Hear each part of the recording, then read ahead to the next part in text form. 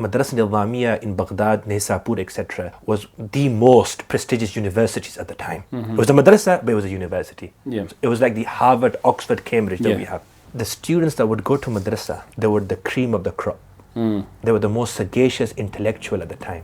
And this is why they produced the likes of Razi, Yeah. and Ghazali, and Taftazani, and Juwaini, etc. That is not the case, I would say, especially in South Asia, Yeah. as you know, Sheikh. Bichara Nikamma, who doesn't know anything, Yeah. is failed in school, chalo, isko madrasa mein bhejo. Yeah.